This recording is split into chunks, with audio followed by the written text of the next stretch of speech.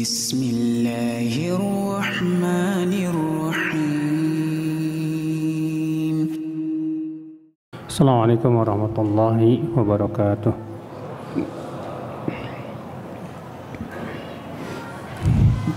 Innal hamdalillah nahmaduhu wa nasta'inuhu wa nastaghfiruh wa na'udzu billahi min shururi anfusina wa min sayyiati a'malina. Man yahdihillahu fala mudilla lahu wa man yudlil fala hadiya lahu. Wa asyhadu an la ilaha illallah wahdahu la syarika lahu wa asyhadu anna Muhammadan abduhu wa rasuluh. Qala Allah Ta'ala fi kitabihil karim, ya ayyuhalladzina amanu taqullaha haqqa tuqatih wa la tamutunna illa wa antum muslimun. Amma ba'd. Alhamdulillah, ikhwata Islam, saudaraku seiman, kita bersyukur kepada Allah Subhanahu wa Ta'ala atas limpahan karunia dan nikmat yang Allah berikan kepada kita. Pada kesempatan sore hari ini kita akan membahas tentang fikih meremehkan. Karena masalah meremehkan ini masalah yang dalam agama ini berat, Pak. Bukan perkara yang remeh. Kenapa demikian? Karena meremehkan itu, Pak, bisa sampai kepada derajat kufur. Dan pelakunya bisa kafir, murtad dari agama Islam. Oleh karena itulah penting sekali kita memahami tentang meremehkan itu. Apa yang dimaksud dengan meremehkan? Meremehkan bahasa Arabnya itu istighfaf. Ya, istighfaf dan istihqar. Artinya meremehkan sesuatu baik dengan ucapan ataupun dengan apa? Perbuatan. Dan meremehkan akal Islam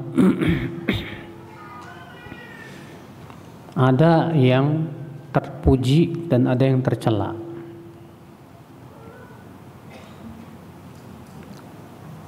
Dan kita akan bahas ya yang tercela dulu karena itu yang paling banyak, Pak, dibandingkan yang terpujinya. Adapun yang pertama, meremehkan Allah Subhanahu wa Ta'ala dengan ya menghina Allah misalnya, atau seseorang misalnya meledek Allah Subhanahu wa Ta'ala. Maka para ulama semua sepakat, Pak, pelakunya murtad dari agama Islam. Karena seorang muslim tidak mungkin ia meremehkan Allah. Seorang muslim kewajibannya adalah mengagungkan Allah seagung-agungnya. Dan itulah yang terkandung dalam makna Allahu Akbar. Allah yang paling besar. Orang yang mengagungkan Allah, dia akan mengagungkan syariatnya. Dia akan mengagungkan ya hal-hal yang harus kita agungkan. Maka ya akal Islam, saudaraku seiman, perbuatan meremehkan Allah tidak mungkin dilakukan oleh seorang muslim. Orang yang meremehkan Allah pasti hatinya itu telah dipenuhi oleh kekafiran. Seperti halnya orang-orang munafiqun di zaman Rasulullah sallallahu alaihi wasallam. Yang kedua, meremehkan malaikat dengan meledek malaikat Jibril misalnya. Meledek ya para malaikat. Maka ini pun kata para ulama kufur besar. bisa mengeluarkan pelakunya dari Islam. Apalagi sampai seperti orang Yahudi yang mengatakan bahwa Jibril itu musuh kami. Musuhnya orang Yahudi itu siapa? Jibril. Demikian pula keyakinan sebagian orang Syiah yang mengatakan Jibril salah alamat, yang harusnya menurunkan wahyu kepada Rasulullah, kepada Ali katanya, ini diwahyukan kepada Rasulullah. Ini jelas kata-kata kufur, Pak. Kemudian yang ketiga, meremehkan Nabi. Maka ini pun termasuk kufur besar yang bisa mengeluarkan pelakunya dari Islam. Kita tidak boleh meremehkan seorang Nabi pun. Meledek atau menghina Rasul. Misal ada orang yang menghina Nabi Isa, Yesus. Ya. Maka orang yang menghina Nabi Isa kafir, murtad dari agama Islam. Atau ada orang yang menghina Nabi Yunus. Apalagi Nabi kita, Nabi Muhammad sallallahu alaihi wasallam. Sampai Syekhul Islam Taimiyah menulis buku yang berjudul As-Sarimul Maslul ala Syatimir Rasul. Pedang terhunus untuk orang yang mencaci atau menghina Rasulullah sallallahu alaihi wasallam.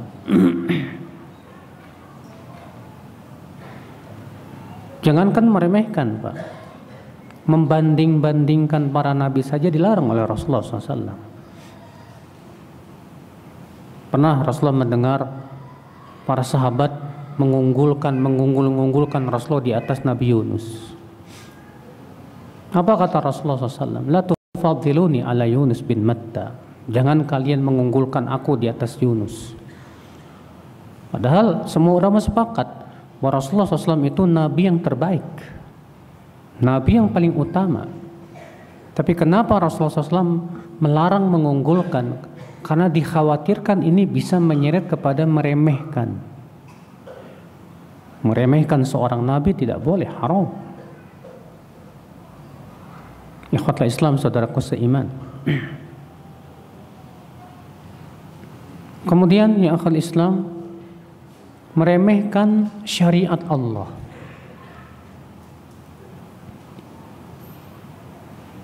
Meremehkan syariat Allah dengan cara mengoloknya atau mengejeknya, meledeknya.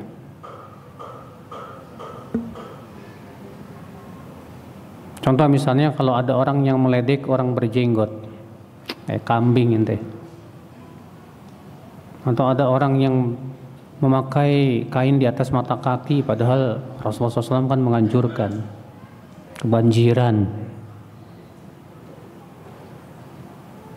Maka kalau dia meledek dan dia tahu itu syariat Rasul dan dia tahu itu sunnah Rasul dan meledeknya karena itu syariat, ingat, meledeknya karena itu apa? Syariat, maka kafir, murtad dari agama Islam. Tapi kalau meledeknya karena ketidaktahuan dia, atau dia menganggap itu bukan syariat Islam, itu bukan sunnah Rasul, maka orang ini harus diberitahu dulu, tegakkan hujah dulu, disampaikan dulu bahwa itu termasuk sunnah Rasulullah SAW. Karena bisa jadi dia meledek itu karena keyakinan dia itu tidak termasuk apa? Syariat. Iya. Demikian pula contoh orang yang meremehkan poligami, meledek poligami, mencela poligami. Kalau dia meledeknya karena menganggap karena itu syariat Allah, murtad dari agama Islam. Tapi kalau dia meledeknya karena menganggap poligami itu ya bukan syariat, ada keyakinan seperti itu karena ketidaktahuan dia atau terkena syubhat dan yang lainnya, maka yang seperti ini tidak membuat pelakunya apa? Murtad. Makanya kalau ada seorang istri menolak poligami Ketika suaminya mau kawin lagi, Pak,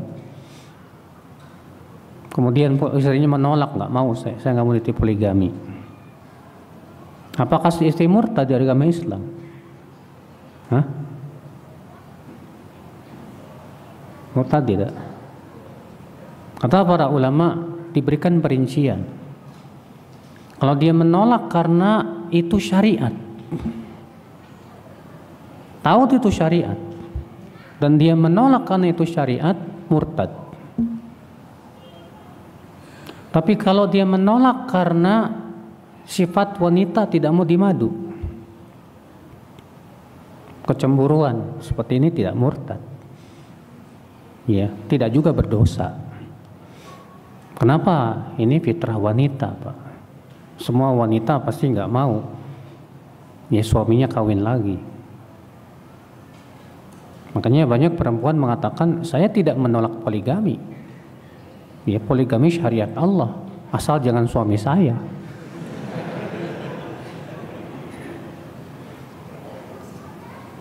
Makanya ya, saya merasa heran, bahkan ya ada seorang ya laki-laki mengkafirkan istrinya, Pak, gara-gara istrinya nggak mau dia nikah lagi. Apa kata suaminya? Kamu sudah menolak syariat, kamu murtad dari agama Islam, kafir kamu. Ini khawarij ini, Pak. Kita katakan, ya akhi, semudah itukah Anda mengkafirkan? Karena para ulama memberikan perincian dalam masalah ini. Kalau dia menolaknya karena tadi, Pak, karena tahu itu syariat Allah, maka ini betul bisa membuat pelakunya apa? Murtad dari agama Islam. Tapi kalau dia menolaknya karena tadi terbawa oleh kecemburuan, maka yang seperti ini tidak murtad, tidak juga berdosa. Ikhwata Islam, saudaraku seiman, rahimani wa rahimakumullah jami'an.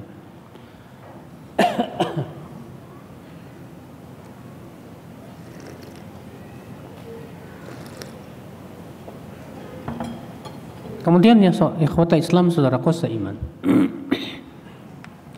berikutnya adalah meremehkan dosa. Meremehkan apa? Dosa. Meremehkan dosa, akhul Islam, apabila dia meremehkannya itu disertai dengan penghalalan dan meyakini bahwa ini boleh, halal, nggak apa-apa, maka seperti ini bisa mengeluarkan pelakunya dari Islam, murtad. Nggak apa-apa, zina kan enak, boleh aja kok. Maka yang seperti ini bisa menjadikan pelakunya apa? Murtad dari agama Islam. Tapi kalau meremehkan tidak disertai dengan penghalalan, hanya menganggap cuma dosa kecil ini kok, nanti gampang, saya nanti taubat lah, habis berbuat dosa nanti saya beramal soleh, udah deh digugurin tuh dosa saya. Habis saya berbuat dosa nanti saya taubat, udah deh, Allah kan Maha Pengampun. Akhirnya ya, dia meremehkan dosa seperti ini. Maka yang seperti ini, Pak, ya, menurut Ibnu Qudamah bisa menjadikan dosa kecil berubah menjadi dosa besar akibat daripada meremehkan.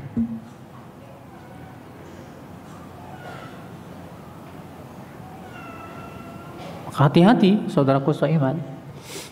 Dosa kecil kalau diremehkan bisa berubah menjadi dosa besar. Sebagian ulama berdalil dengan hadis Ibnu Abbas bahwasanya Rasulullah SAW pernah melewati 2 kuburan. Kemudian Rasulullah SAW bersabda, innahuma la yu'adzaban wa ma yu'adzabani fi kabir, bala innahuma la kabir.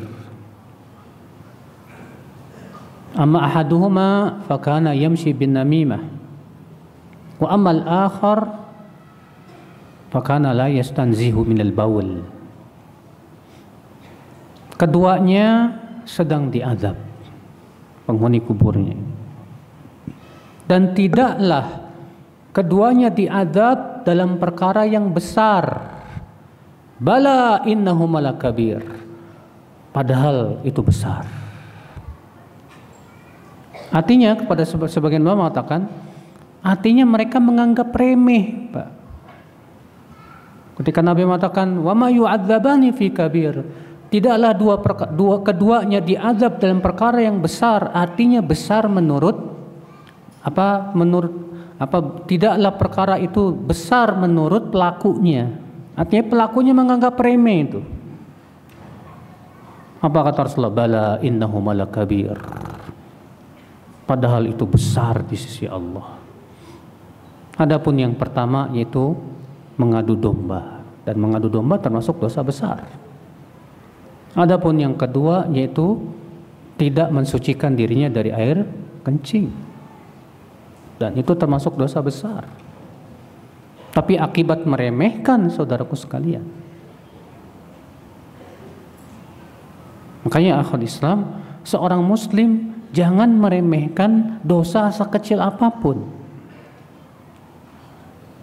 Disebutkan dalam hadis yang dikeluarkan Imam Abu Daud, Imam Ahmad ya, dalam musnadnya, Rasulullah SAW sabda, innal abda la yatakallamu bi kalimatin.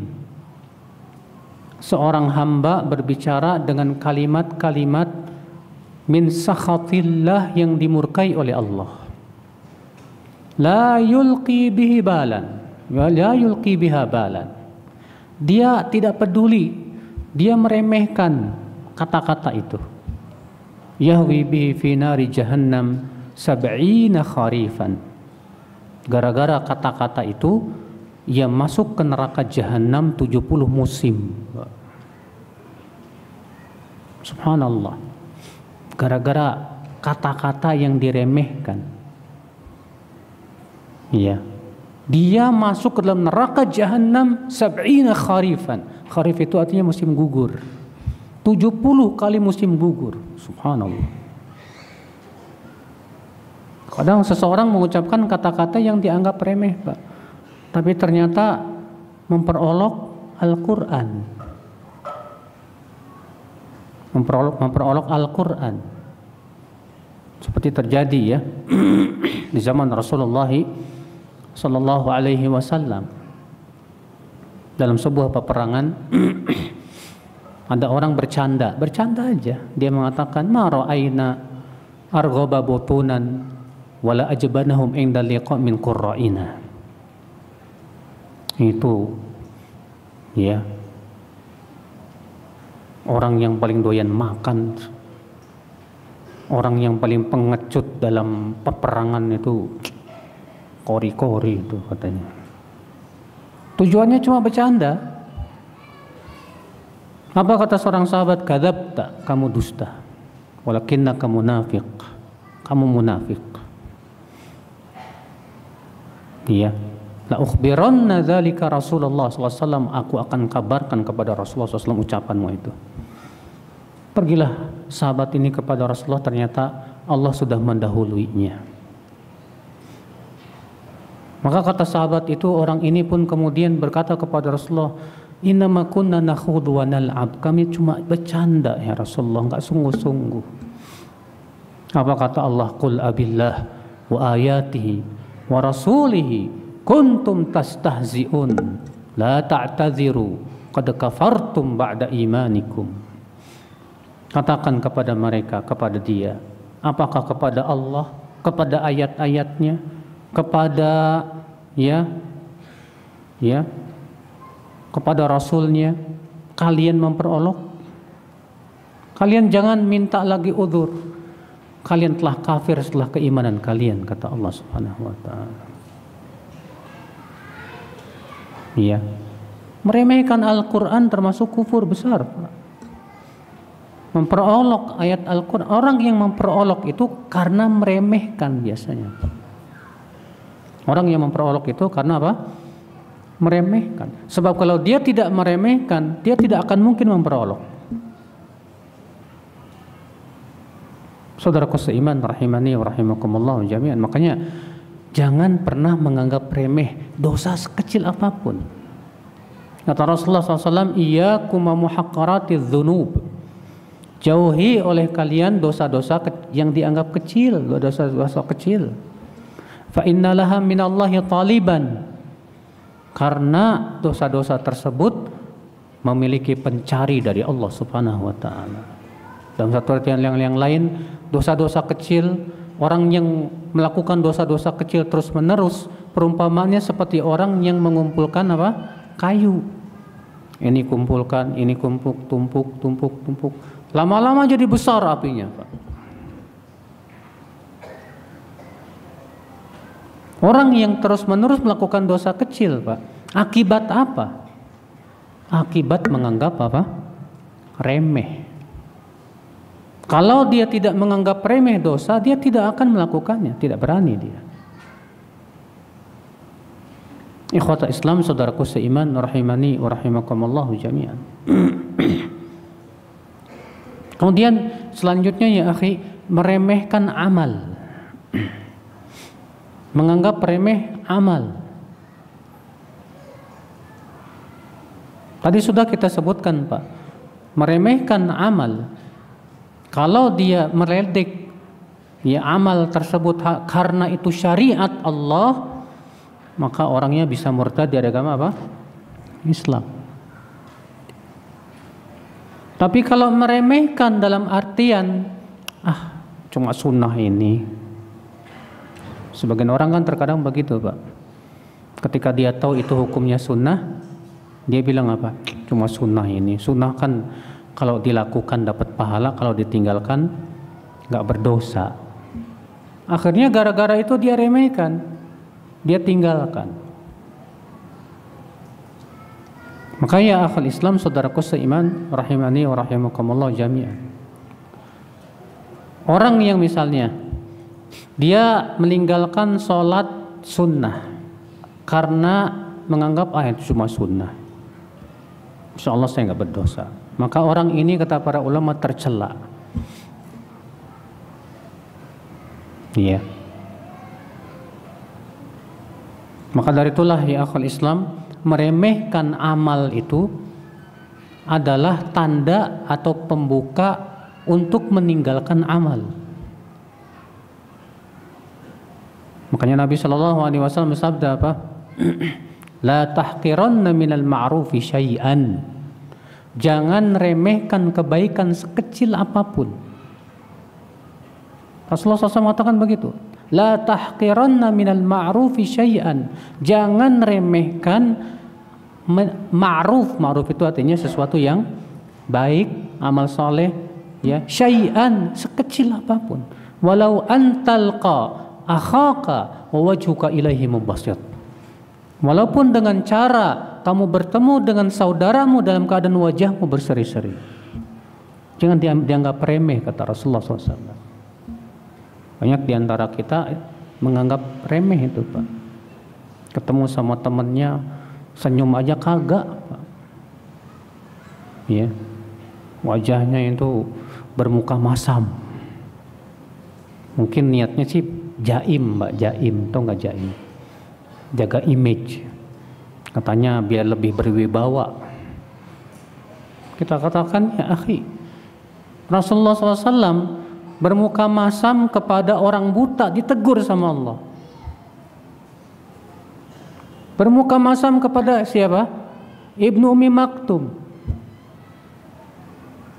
Allah turunkan teguran kepada Rasulullah, abasa wa tawalla an ja'ahul a'ma wa ma yudrika la'allahu yazakka aw yadhakkaru fatanfa'ahu dzikra. Muhammad abas, bermuka masam, wa tawalla, dan berpaling karena datang kepadanya orang buta. Kepada orang buta ditegur, gimana sama orang melek, Pak? Saudaraku seiman, rahimani wa rahimakumullah jami'an. Karena itu seorang muslim ya akhi, ya, tidak pernah menganggap remeh sekecil amal apapun. Dan seorang muslim tidak pernah menganggap remeh dosa sekecil apapun. Namun Pak, untuk amal soleh ada dua keadaan. Kapan meremehkan amal soleh itu tercela? Meremehkan amalan soleh itu tercela sebelum beramal. Sebelum apa? Beramal. Maka ini tercela. Adapun kalau meremehkan amal soleh setelah beramal dan kita anggap sedikit sekali amal saya ini, maka ini terpuji. Makanya kata para ulama, ya, kata Ibnu Qudamah dalam kitab Mukhtasar Minhajul Qasidin, setiap kebaikan itu menjadi sempurna dengan 3 perkara. Yang pertama kata beliau apa? Istihqaruhu, menganggapnya remeh. Artinya kalau kita sudah beramal nih Pak, Bapak udah sedekah nih, terus Bapak menganggap amal Bapak remeh sedikit, maka ini terpuji. Adapun istighfar, menganggap amal kita banyak, ini bahaya Pak. Menganggap ya amal kita sudah hebat, ini bahaya Pak. Kenapa? Karena yang seperti ini bisa menimbulkan apa?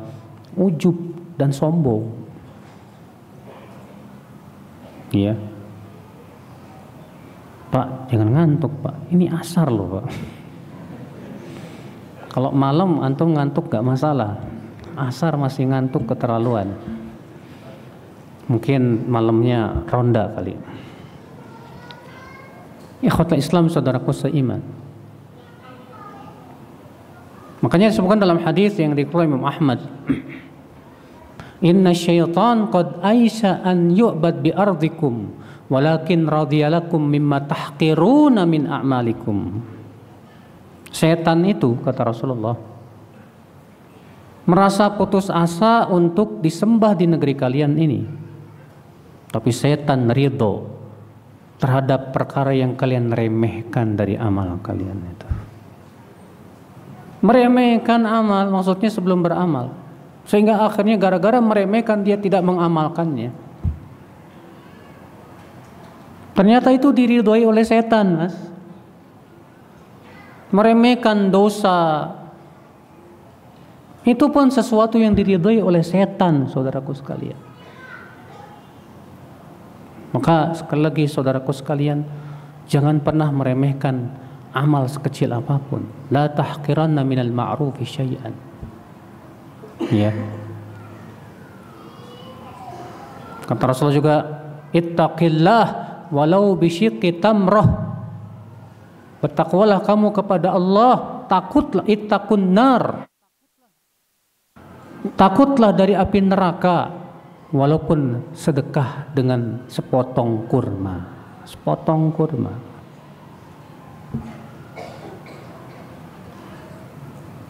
Maka dari itu ya akhi, yang harus kita ingat Pak,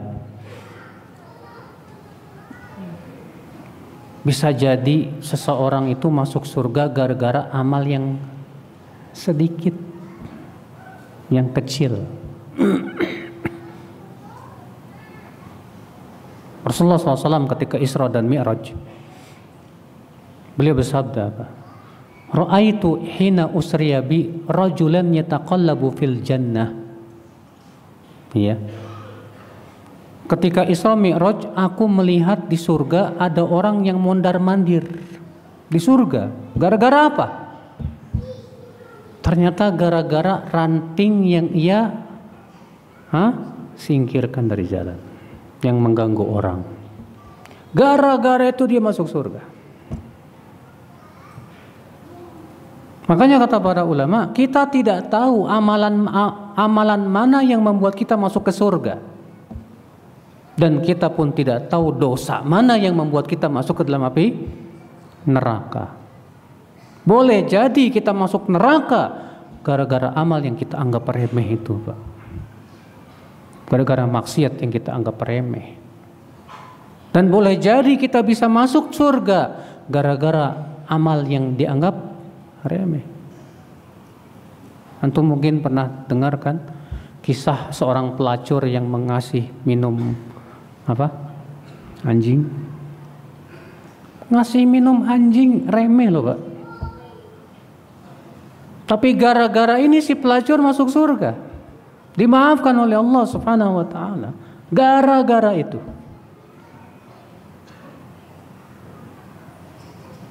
Maka dari itu ya akhwal Islam, jangan pernah kita meremehkan amal sekecil apapun. Kemudian akhwal Islam, berikutnya itu meremehkan orang lain.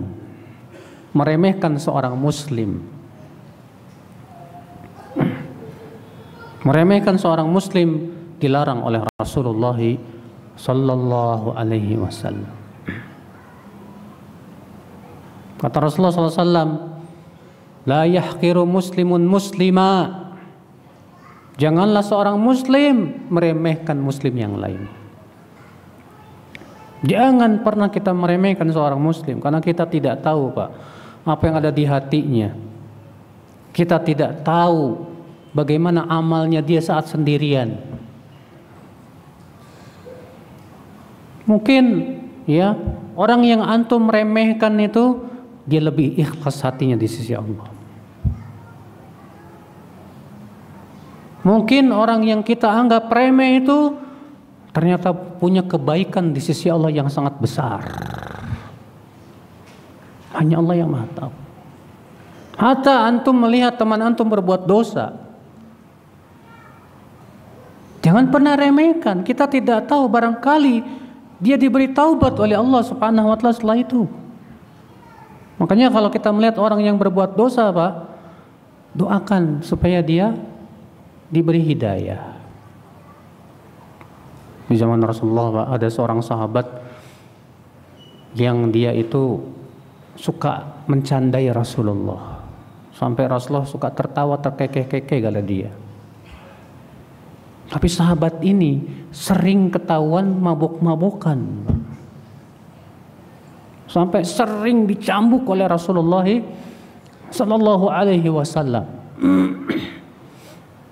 Rupanya ada seorang sahabat berkata apa? La'anakallah, semoga Allah melaknat kamu. Betapa seringnya kamu dicambuk. Apa kata Rasulullah Pak? La tal'anu, fa innahu yuhibbullaha wa rasulah. Jangan laknat dia. Dia masih mencintai Allah dan Rasulnya. Bayangkan, ini sahabat tukang mabuk. Tetap Rasulullah melarang kita melaknat dia. Dan Rasulullah menyebutkan dia masih mencintai Allah dan Rasulnya. Kalau kita melihat ada seorang muslim dia berbuat maksiat, kita benci kepada maksiatnya, sahih. Tapi jangan melaknatnya Pak. Doakan ya Allah beri dia hidayah. Kita tidak tahu. Kita sekarang beramal saleh, tapi siapa yang bisa menjamin bahwa kita matinya husnul khatimah? Sementara muslim itu berbuat maksiat, siapa yang bisa jamin kalau dia matinya akan su'ul khatimah? Barangkali kita yang banyak beramal ternyata matinya su'ul khatimah, sementara dia matinya husnul khatimah. Allah beri taubat di akhir hayatnya, Allah beri hidayah dia di akhir hayatnya. Wallahi kita tidak tahu Pak. Maka jangan sampai Pak kita tertipu oleh amalan saleh. Kita tertipu dengan banyaknya ilmu, kita tertipu dengan banyaknya amal yang berakibat kita meremehkan orang lain. Merasa antum sudah ngajinya ya bertahun-tahun, pas ngelihat yang baru ngaji, alah ini ya junior saya, ini saya senior. Pandangan antum ini menunjukkan adanya kesombongan di hati antum ya. Karena Rasulullah SAW ketika mendefinisikan sombong, apa kata Rasulullah? Al-kibru apa? Hah? Definisi sombong kata Rasulullah apa?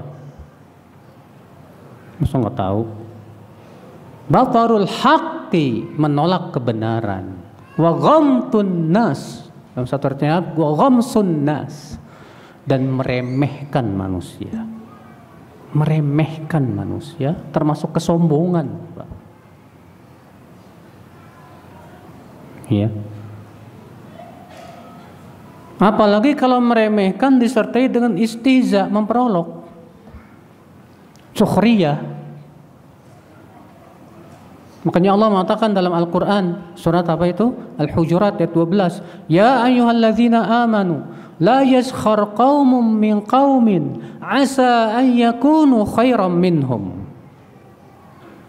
wala nisa'un min nisa'in asa an yakunna khairan minhun wala talmizu anfusakum wala tanabazu bil alqab bi'sal ismul fusuqu ba'dal iman. Hai orang-orang yang beriman, janganlah sebagian kalian memperolok sebagian yang lain. Boleh jadi yang diperolok lebih baik daripada yang memperolok. Dan janganlah para wanita memperolok wanita yang lain. Boleh jadi wanita yang diperolok lebih baik daripada yang memperolok.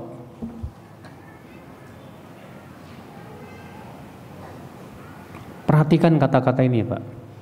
Boleh jadi yang diperolok lebih baik daripada yang memperolok. Ini kata-kata yang subhanallah, ya, latif, tapi maknanya berat sekali, Pak. Artinya orang yang memperolok orang lain itu akibat ada perasaan bahwa dirinya lebih baik dan meremehkan yang diperolok.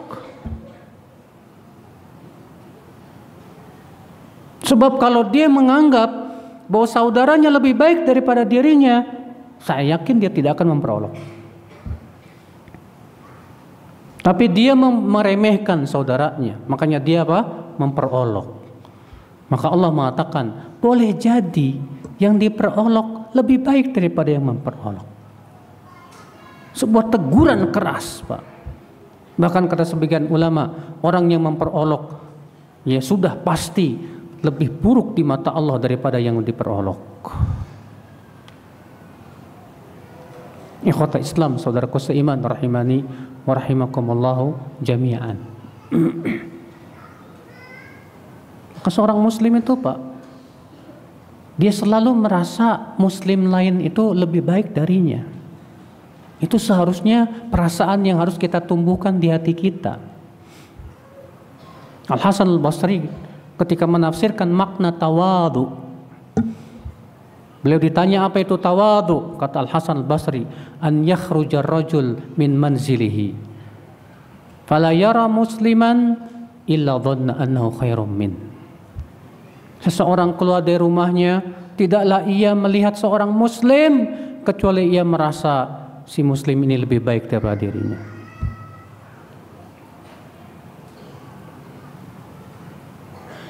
Adapun kita, Pak, ketika melihat orang lain kita merasa saya lebih baik. Ini kita kena penyakit iblis, Pak. Yang pertama kali mengatakan ana khairum min, aku lebih baik dari dia. Siapa? Iblis. Akhwal Islam, saudaraku seiman, rahimani wa rahimakumullah jami'an. Nah ini saudaraku seiman, ya. Jangan pernah meremehkan seorang muslim pun. Kata Rasulullah, bihasbi mri'im minasyarr an yahqira akhahul muslim. Cukuplah bagi seseorang keburukan dia meremehkan seorang muslim.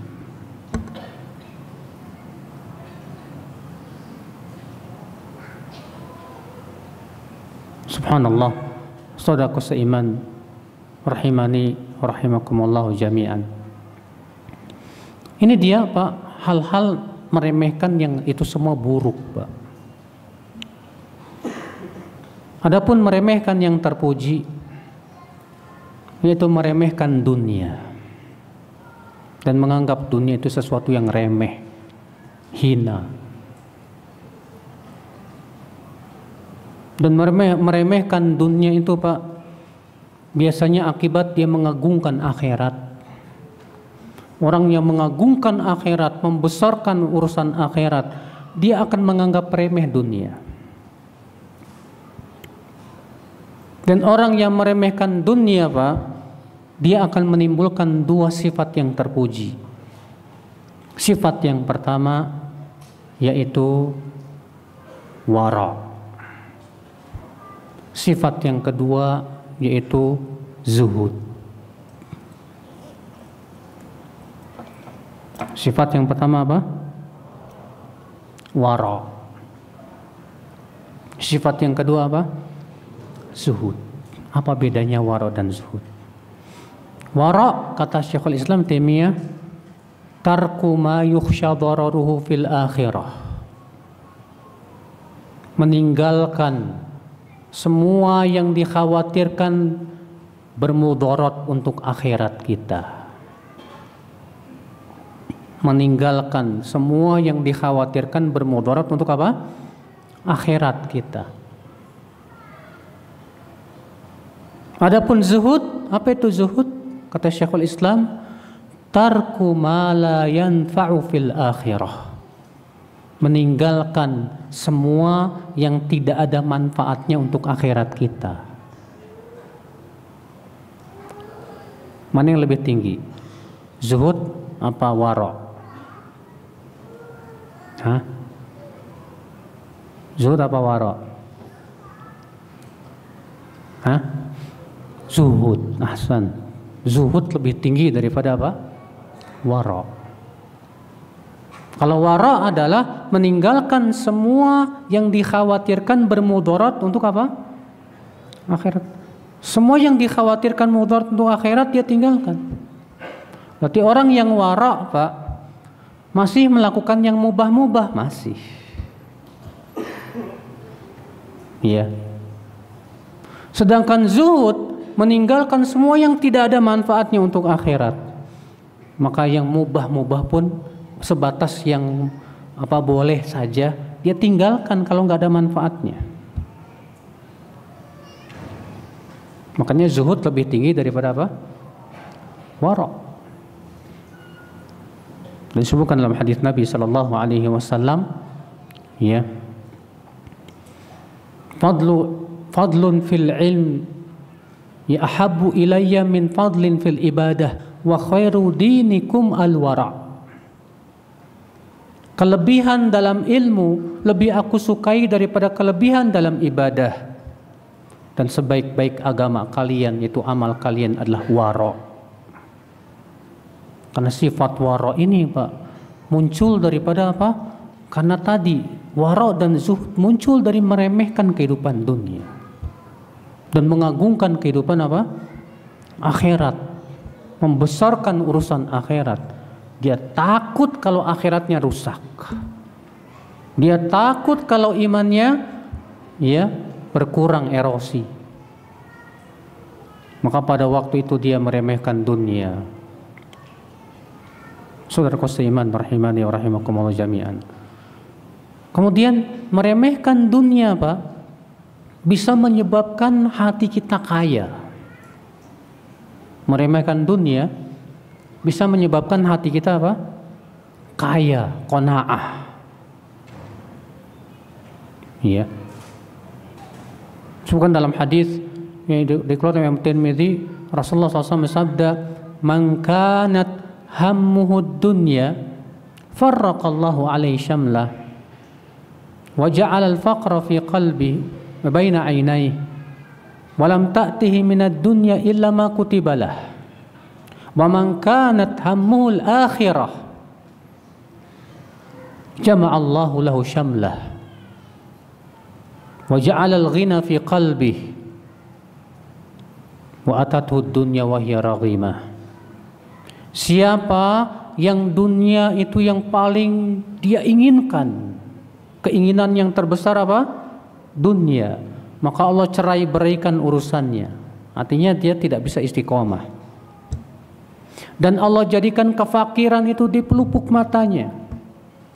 Dan dunia pun tidaklah mendatanginya kecuali sesuai yang Allah takdirkan saja. Sebaliknya kata Rasulullah, siapa yang keinginan terbesarnya akhirat, maka Allah akan kumpulkan kekuatannya. Artinya dia bisa istiqomah di atas agama ini. Dan Allah akan jadikan kekayaan itu di hatinya, Masya Allah. Dan dunia pun mendatanginya dalam keadaan dia terhina. Masya Allah. Akibat daripada apa? Orang yang membesarkan urusan akhirat, pasti niat dan keinginannya yang terbesarnya apa? Akhirat. Sementara orang yang menganggap besar dunia, pasti Pak, keinginan terbesarnya apa? Dunia. Ternyata orang yang mengharapkan akhirat dan membesarkan urusan akhirat, Allah berikan 3 perkara. Yang pertama tadi apa? Allah kumpulkan kekuatannya. Yang kedua apa? Allah jadikan hatinya kaya raya. Qanaah. Merasa puas dengan yang Allah berikan, walaupun cuma sedikit. Makanya orang yang meremehkan dunia, Pak, dia tidak mengharapkan banyak dunia. Dikasih sama Allah sedikit, alhamdulillah, dunia. Ya. Adapun orang yang di hatinya ya akal Islam mengagungkan dunia, membesarkan dunia, akhirnya apa? Cintanya karena dunia, bencinya karena dunia. Yang dia hormati hanya orang-orang yang pemilik dunia. Sehingga akhirnya ya akal Islam seakan-akan dunia itu menjadi tujuan dia, akhi. Dia beramal saleh, semangat kalau ada keuntungan dunia. Adapun kalau ternyata nggak ada keuntungan dunianya, nggak semangat dia beramal saleh. Kalau mendengar pahala akhirat, nggak tertarik. Tapi kalau mendengar pahala dunia, baru dia berlomba-lomba. Dan betapa banyaknya, Pak, ya, kaum muslimin yang terkena penyakit ini, Pak. Mungkin kita juga kena kali. Coba aja sama antum, kalau dipanggil hayya 'ala shalah, hayya 'ala falah, berapa yang datang ke masjid? Tapi kalau diumumkan nanti setelah sholat ada pembagian uang per orang dapat 2 juta. Kira-kira penuh nggak masjid, Pak? Kenapa? Karena itu tadi, mendengar pahala tentang sholat berjamaah. Tapi kalau mendengar duit 2 juta, wah, Masya Allah. Karena pahala itu nggak terlihat, Pak. Pahala itu nggak kelihatan oleh mata. Yang semangat kepada pahala akhirat hanya orang yang beriman, yang mengharapkan akhirat, yang membesarkan akhirat. Adapun orang yang membesarkan dunia, nggak semangat dia sama pahala akhirat. Makanya meremehkan dunia itu terpuji. Dan memang dunia remeh di mata Allah. Kata Rasulullah SAW, dunia ahwan indallah min hadza. Sungguh dunia itu lebih remeh di mata Allah dari bangkai kambing ini, dari bangkai anak kambing ini. Kata Rasulullah SAW, lau kana dunya kazinu indallah janaha ba'udah ma saqallahu al-kafira ka'sa. Kalaulah dunia itu senilai di sisi Allah dengan sayap seekor nyamuk, maka Allah tidak akan memberikan orang kafir seteguk pun juga. Tapi dunia di mata Allah hina, Pak. Remeh, Pak. Maka demikian pula seharusnya kita jangan melihat dunia sesuatu yang besar. Jangan membesarkan dunia dengan hati kita, Pak. Tapi remehkan dunia dengan hati kita, supaya kita menjadi orang yang terus mencari akhirat, mencari pahala Allah Subhanahu wa taala. Akhul Islam, saudaraku seiman, rahimani wa rahimakumullah jami'an. Nah, ini dia, Pak, 2 macam apa? Meremehkan. Jadi ada meremehkan yang tercela dan ada meremehkan yang apa? Yang terpuji. Kemudian apa mudarat meremehkan yang tercela itu, Pak? Mudaratnya tadi sudah kita sebutkan sebagian. Di antaranya yang pertama, bisa menjadikan pelakunya murtad dari agama Islam, kafir. Kalau yang dia remehkan itu ya hal-hal yang apabila diremehkan pelakunya bisa kafir, seperti meremehkan Allah, meremehkan malaikatnya, meremehkan apa? Para nabi, meremehkan Al-Qur'an, meremehkan ajaran Rasulullah, syariatnya. Ya. Di antaranya yang kedua yang mudaratnya meremehkan apa, Pak? Meremehkan menyebabkan kita akhirnya jatuh kepada dosa. Di antara mudarat meremehkan apa lagi, Pak? Meremehkan menyebabkan kita meninggalkan amal. Di antara mudarat meremehkan akal Islam, meremehkan menyebabkan kita menggibah orang, memperolok orang. Orang yang suka gibahin orang tuh, Pak, akibat daripada meremehkan. Sebab kalau saudaranya itu dia anggap Masya Allah orangnya, dia hormati dan dia tidak remehkan, nggak berani dia gibah. Kenapa dia gibahin? Karena ada perasaan meremehkan itu. Di antara mudarat meremehkan, Pak, menjatuhkan pelakunya kepada dua penyakit yang berat, ujub dan sombong. Padahal kata Ibnu Qayyim rahimahullah, ujub, sombong, ria itu lebih berat daripada semua dosa besar. Mana yang lebih besar dosanya? Makan riba atau sombong? Sombong. Mana yang lebih besar dosanya, Pak? Berzina atau ujub? Ujub lebih besar dosanya. Makanya hati-hati, Mas. Karena kesombongan itu sekecil apapun bisa mencegah pelakunya masuk surga. Kata Rasulullah, yadkhulul jannah man kana fi qalbihi mithqala dzarratin min kibrin. Tidak masuk surga orang yang ada di hatinya sebesar biji zarrah dari kesombongan. Hati-hati ya, Pak. Kesombongan tadi diantaranya akibat menganggap meremehkan orang. Karena dirinya hafal Quran, banyak hafal ilmu, banyak paham tentang ilmu agama, din. Lalu kemudian ketika melihat orang yang baru menuntut ilmu diremehkan. Alah. Hati-hati ya, terutama akhwat nih. Terkadang yang bercadar meremehkan yang belum bercadar. Iya. Akhirnya yang bercadar ngumpul sendiri sama yang bercadar, yang nggak bercadar dicuekin. Ini sikap yang tidak benar. Iya, itu bisa masuk ke dalam ranah kesombongan loh. Merasa ujub dengan apa? Amal, saudaraku seiman, rahimani wa rahimakumullah jami'an. Nah, ini saudaraku seiman, ya. Saya kira cukup dulu sampai di sini. Kita buka tanya jawab. Barangkali di antara antum ada yang mau nanya, pakai tulisan aja ya.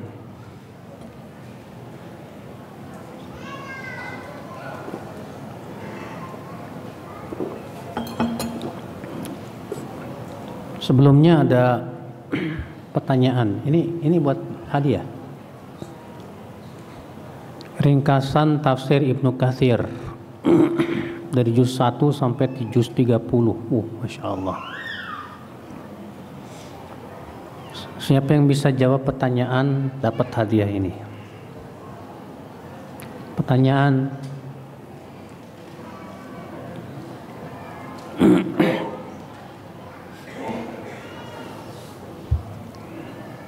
Apa hukumnya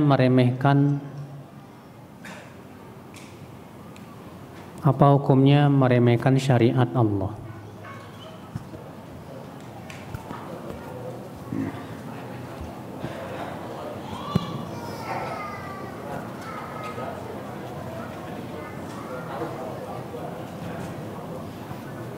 Kalau meremehkannya karena itu syariat Allah, maka pelakunya bisa murtad. Sahih. Tapi kalau dia meremehkannya karena dia anggap itu bukan syariat Allah, Ahsan, barakallahu fiik. Fadhal nih.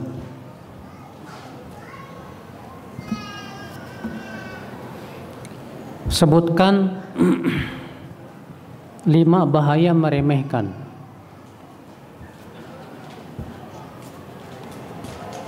Bismillahirrahmanirrahim. Yang pertama bisa pelakunya menjadi murtad. Yang kedua bisa terjumus dalam dosa besar. Yang ketiga bisa meninggalkan amalan. Yang keempat bisa menggibahi orang. Yang kelima bisa ujub dan sombong. Ahsan, barakallahu fiik. Satu lagi. Bukunya tebal banget ya, Masya Allah. Hadiahnya sangat menarik ini, Pak. Sebutkan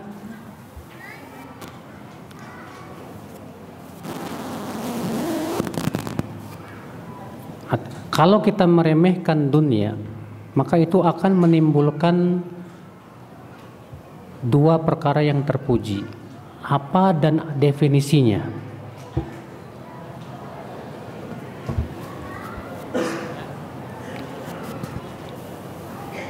Akibat meremehkan dunia itu mengakibatkan tertanamkan 2 sifat yang terpuji, yaitu yang pertama zuhud, yaitu meninggalkan segala aktivitas yang tidak berguna untuk akhirat, dan juga wara, menahan diri dari perkara yang tidak berguna untuk akhirat. Hah? Yang wara apa?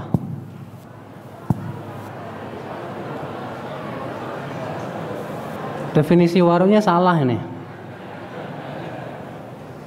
Definisi waronya salah. Kalau yang zuhud kan meninggalkan sesuatu yang tidak berguna untuk akhirat, betul. Kalau wara, masa meninggalkan yang tidak berguna juga? Sama dong kalau begitu. Kalau wara apa bedanya?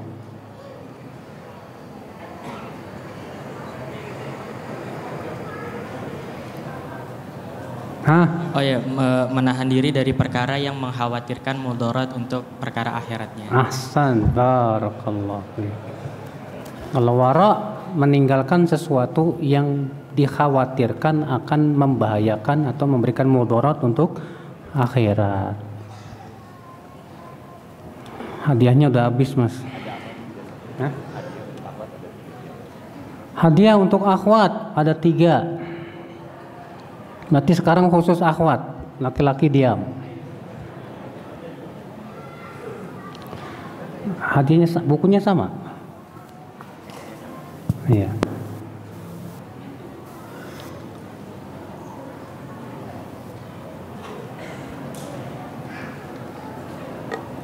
Tadi disebutkan ya bahwa meremehkan seorang muslim itu haram. Sebutkan dalilnya.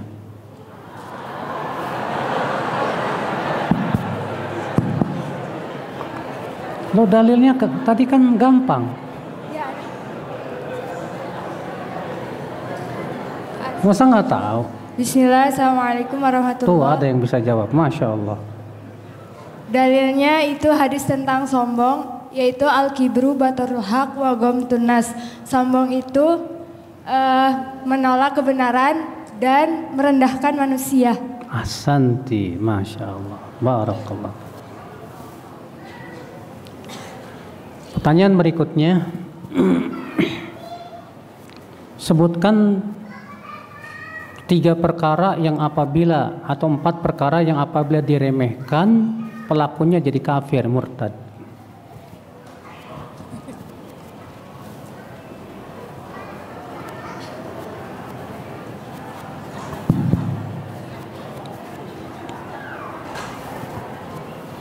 Bismillah, yang pertama meremehkan Allah dan menghinanya, yang kedua meremehkan malaikat, dan yang ketiga meremehkan Nabi. Ya, betul. Sahih. Yang pertanyaan yang terakhir, yang ketiga. Kalau ada akhwat menolak dipoligami, apakah hukumnya?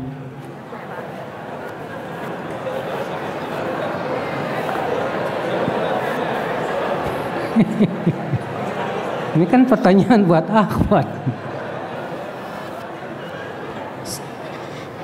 Jika menolaknya karena syariat Allah, maka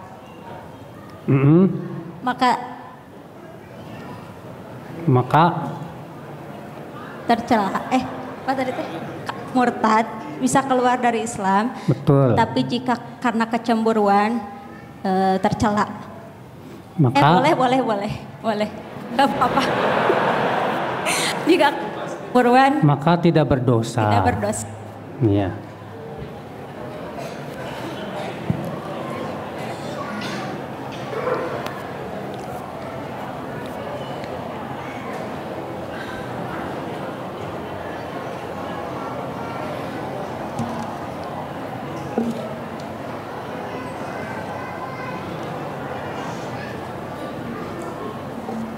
Apakah dengan menyingkirkan benda yang berbahaya dari jalan bisa diampuni dosanya padahal sedikit amalnya atau sering meninggalkan sholat? Ini saudaraku seiman. Ini sekarang tanya jawab ya. Menyingkirkan benda dari jalan termasuk iman. Kata Rasulullah SAW, al-imanu bid'un wa sab'una syu'bah, a'laha la ilaha illallah wa adnaha imatatul adza 'anit tariq. Iman itu ada 70 lebih cabang. Yang paling tinggi adalah ucapan la ilaha illallah. Dan yang paling rendah adalah menyingkirkan gangguan dari jalan.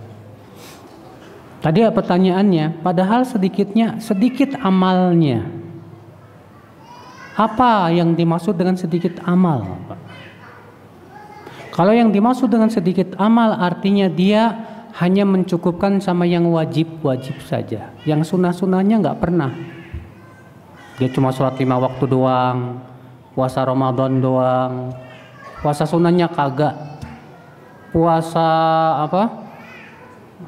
sholat sunnahnya enggak, puasa sunnahnya enggak, yang wajib-wajib doang. Maka yang seperti ini ya jelas, Pak, ini perkara yang insya Allah berpahala buat dia. Tapi kalau yang dimaksud dengan sedikitnya amal, maksudnya apa? Suka ninggalin yang wajib-wajib. Suka ninggalin apa? Yang wajib-wajib. Maka orang seperti ini, Bapak sekalian, pertama, pelaku maksiat atau yang suka meninggalkan yang wajib, berarti dia pelaku dosa besar. Dan pelaku dosa besar itu di bawah kehendak Allah. Jika Allah kehendaki, Allah akan ampuni dia. Dan jika Allah kehendaki, maka Allah akan maafkan dia. Adapun hadis yang saya sebutkan tadi, Pak, Rasulullah melihat ada orang yang masuk surga gara-gara menyingkirkan apa? Ranting dari jalan. Apakah setiap orang yang menyingkirkan ranting dari jalan nasibnya akan sama dengan dia? Tidak. Ya. Kenapa? Dia menyingkirkan ranting dari jalan, bisa jadi ada sesuatu yang menyebabkan apa? Dia dimaafkan oleh Allah Subhanahu wa taala. Contohnya karena tauhidnya yang dia tidak pernah berbuat syirik sedikit pun. Akibat dia tidak pernah buat syirik, tapi dia masih jatuh kepada dosa, lalu dia melakukan hal itu dengan penuh keimanan kepada Allah, bisa jadi itu gara-gara itu Allah ampuni dia.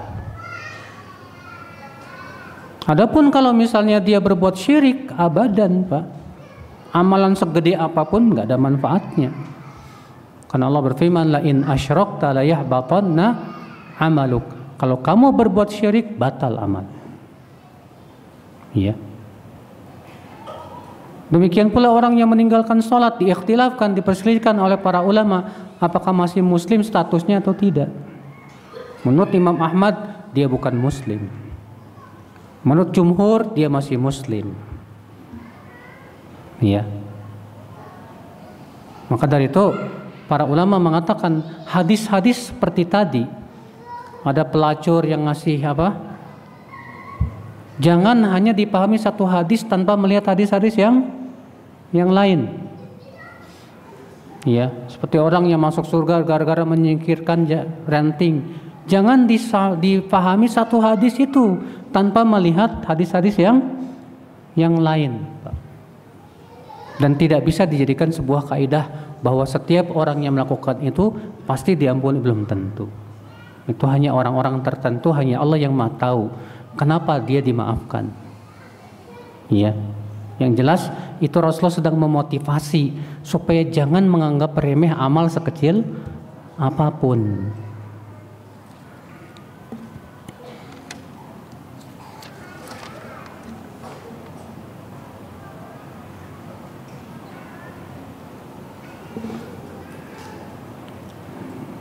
Mohon nasihatnya Ustadz, kita dianjurkan untuk selalu berdoa kepada Allah. Tapi doa itu tidak langsung dikabulkan. Maunya cepat-cepat ya Mas ya. Rasulullah SAW sabda, yustajabu li ahadikum ma lam ya'jal. Doa seseorang itu akan dikabulkan selama tidak tergesa-gesa minta dikabulin. Iya. Padahal anak butuh sekali doa itu cepat dikabulin Ustadz. Karena kebutuhan anak mendesak.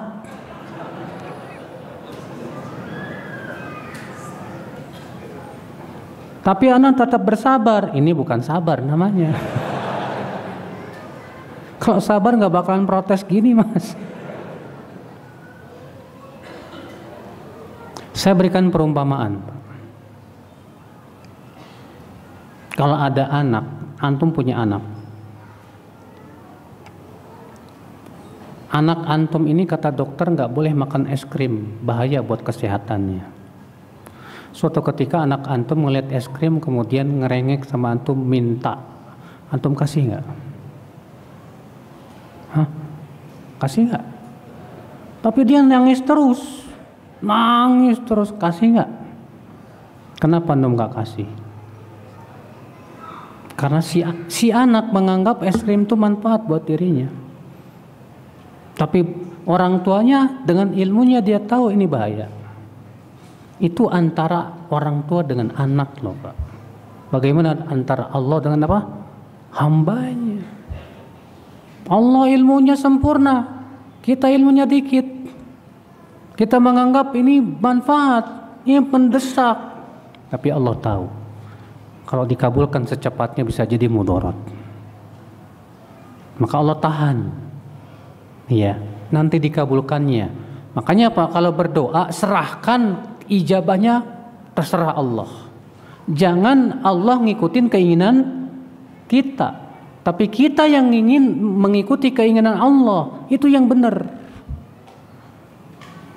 Sebab kalau antum maksain pengen cepat-cepat, ana yakin Pak, antum cepat bosan. Pasti antum langsung percuma saya berdoa, Allah nggak mau kabulin. Itu saja membuat kita tidak akan diijabah doa kita. Makanya di dalam asar disebutkan inni la ahmilu amal ijabah. Ya, inni la ahmilu amal ijabah. Ketika aku berdoa, keinginan terbesarku bukan diijabah. Wa innama ahmilu hamad du'a, tapi yang aku bawa adalah keinginan agar bisa beribadah dengan doa. Iya. Makanya kata Ibnu Jauzi, terkadang kita berdoa lalu setan datang kepada kita. Allah, buktinya Allah tidak kabulkan kamu. Maka katakan, kalaupun Allah tidak kabulkan, dan aku yakin Allah pasti kabulkan, setidaknya aku berhasil bisa berdoa dan ibadah kepada Allah. Kita berdoa saja sudah dapat pahala, alhamdulillah. Itu ibadah besar di sisi Allah Subhanahu wa taala. Nah ini saudaraku. Jadi betul mungkin antum keadaannya terdesak, tapi Allah Maha tahu. Apakah yang paling maslahat buat antum adalah diakhirkan ijabahnya Atau bahkan terkadang Allah tidak ijabah sebab kalau diijabah mudarat buat antum. Akhirnya Allah simpan di surga. Disimpan aja di surga. Hanya Allah yang maha ingat. Ilmu kita sedikit Pak, sedangkan ilmu Allah apa? Banyak, sempurna.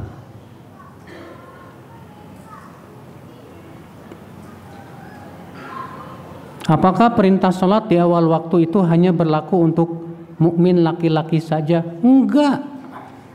Itu umum, hadisnya umum, Pak. Ya. Rasulullah ditanya tentang amal apa yang paling utama, kata Rasulullah, afdalul a'mal as-salatu ala waqtiha.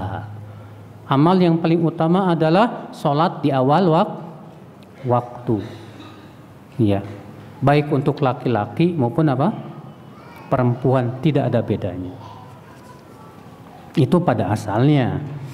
Tapi untuk sholat isya memang yang paling baik di akhir, tapi itu pun juga berjamaah. Ya, buat laki-laki.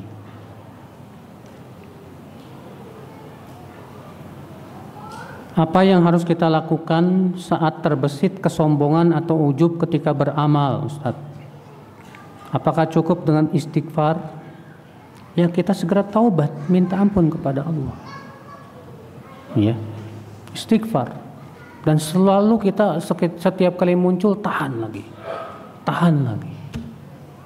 Jangan dibiarkan sombong itu, Masya Allah Pak, tumbuh di hati kita, jangan. Ketika antum misalnya bisa beramal soleh, muncul ujub, langsung kita ingat, ini semua karunia dari Allah. Allah yang ngasih saya kekuatan untuk bisa beramal. Kenapa pula harus diujubkan?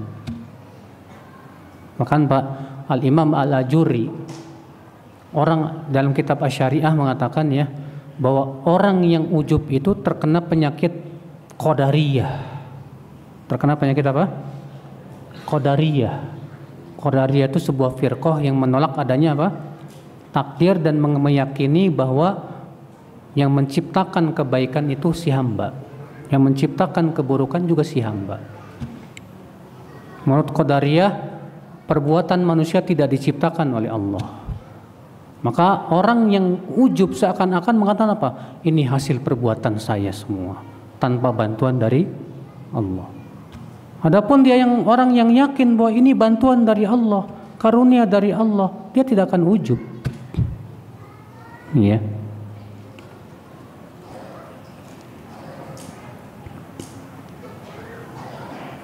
Apakah meremehkan nikmat dunia yang Allah berikan sebagai bentuk tidak syukur kepada Allah, Ustaz? Akhi, nikmat dunia itu akan dihisab sama Allah, Pak. Jadi kalau antum dikasih nikmat, yang antum pikirkan ini hisabnya berat ini. Hisabnya apa? Berat. Makanya kata ya Ali bin Abi Thalib, ad-dunya halaluha hisab wa haramuha adab. Dunia itu halalnya akan dihisab, haramnya akan mendatangkan adab dunia. Kalau kita dikasih nikmat, kita bersyukur, alhamdulillah yang telah memberikan kepada saya nikmat. Nisbatkan kenikmatan semua kepada Allah.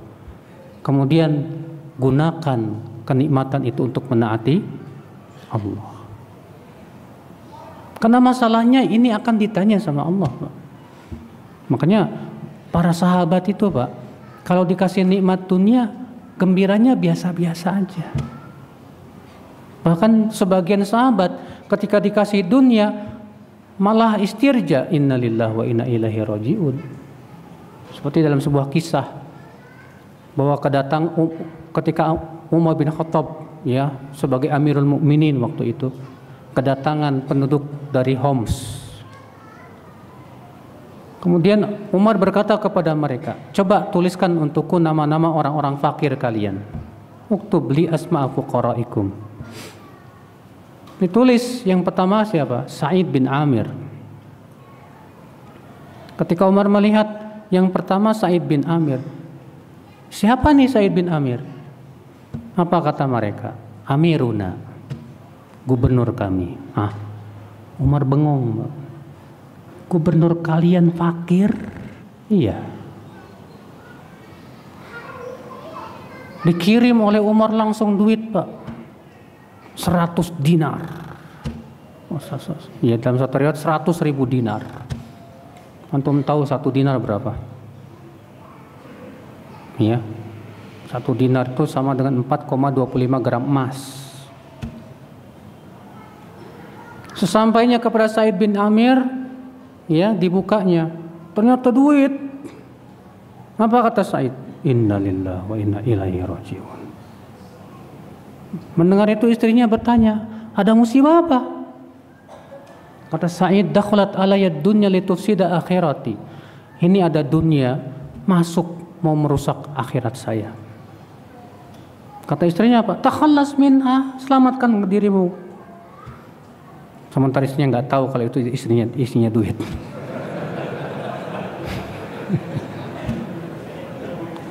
Kata Said, kamu mau bantu nggak? Boleh. Ini tolong bagikan buat rakyat kita.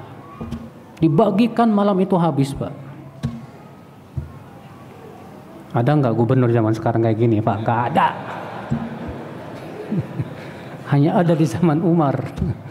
Menghayal zaman sekarang pengen punya gubernur kayak gini, Pak. Intinya, Pak, ya para sahabat itu kalau dapat kenikmatan dunia biasa aja. Sadar mereka ini akan dihisab. Yang paling penting untuk kita gembira apa sih, Pak? Allah berfirman, "Qul bi fadlillahi wa bi rahmatihi fabidzalika falyafrahu huwa khairum mimma yajma'un." Katakanlah, dengan karunia Allah yaitu Islam dan rahmatnya yaitu Al-Quran, hendaklah mereka bergembira. Itu lebih baik daripada apa yang mereka kumpulkan dari kehidupan dunia. Jadi kalau kita dikasih nikmat sama Allah Subhanahu wa ta'ala, yang kita pikirkan hisabnya.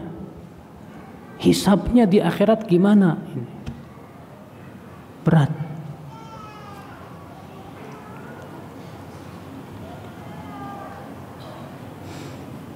Ana mengakui Ustadz, sudah tidak terhitung banyaknya ana gibah. Bagaimana taubatnya, Ustadz? Pertama, kata Imam Nawawi, taubat harus terpenuhi 3 syarat. Kalau antara kita dengan Allah. Adapun kalau antara kita dengan makhluk 4 syarat. Syarat yang pertama an-nadam, menyesal. Yang kedua, meninggalkan maksiat itu saat kita taubat. Yang ketiga, berazam, bertekad untuk tak akan lagi pernah melakukannya. Kalau dengan makhluk ditambah 1, minta maaf. Tapi para ulama memberikan perincian, Pak, kata Ibnu Qudamah dalam kitab Mukhtasar Minhajil Qasidin. Kalau gibah kita sampai ke orangnya, wajib minta maaf. Adapun kalau gibah kita tidak sampai ke orangnya, cukup kita taubat kepada Allah. Sebab kalau kita sampaikan, dia malah marah sama kita. Makanya malah putus hubungan kita dengan dia. Mudaratnya lebih besar.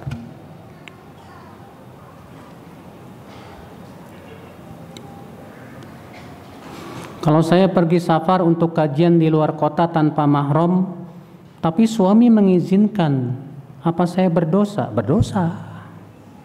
Kenapa? Pertama, suami mengizinkan sesuatu yang tidak sesuai dengan syariat.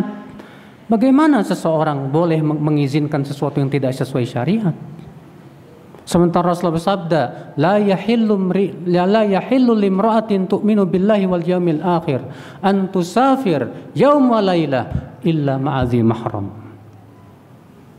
Tidak halal seorang wanita yang beriman kepada Allah dan kehidupan akhirat untuk safar sejarak sehari semalam, itu sekitar 80 kilo lebih, kecuali bersama apa? Mahramnya.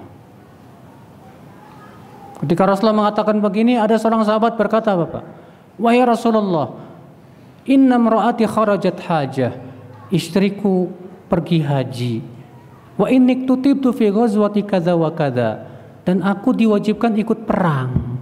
Mana yang harus aku pilih ya Rasulullah? Karena dua-duanya wajib ini. Kata Rasulullah, idhab fahujja ma'amra'atik. Pergilah dan berhajilah bersama istrimu. Kata Syekh Utsaimin apa?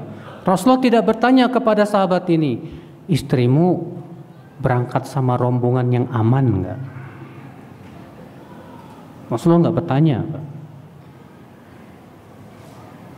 Kata Syekh Utsaimin, ketika Rasulullah tidak mempertanyakan ini menunjukkan itu semua tidak dianggap.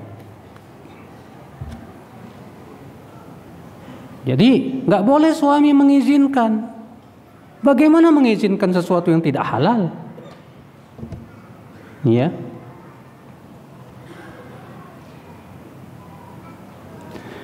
Mengolok-olok anak sendiri boleh nggak Ustadz? Bercanda gitu. Ngolok-ngoloknya gimana nih?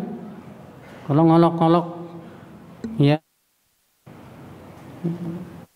mereka memberikan motivasi, silahkan aja.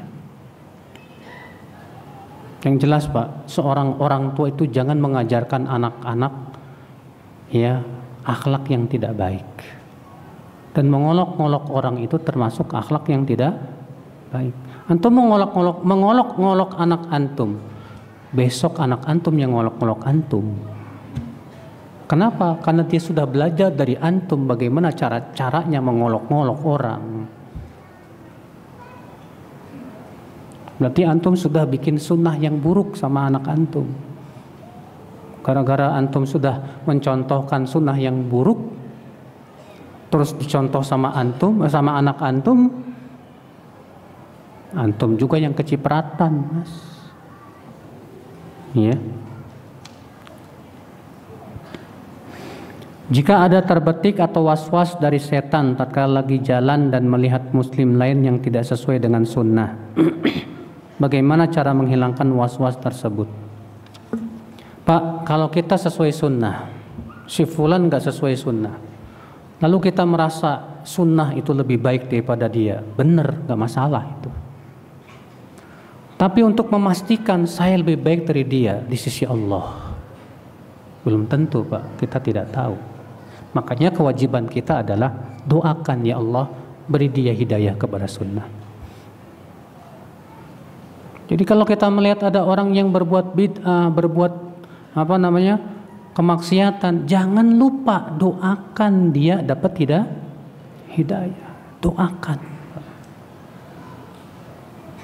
Karena kita tidak tahu akhir hayat dia bagaimana, Pak. Barangkali dia karena ketidaktahuannya berbuat bid'ah. Setelah dia tahu, dia rujuk. Ya.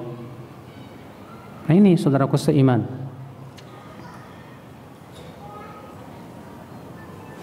Bolehkah kita memberikan sesuatu untuk membujuk seseorang supaya menjadi taat kepada Allah dan Rasul-Nya?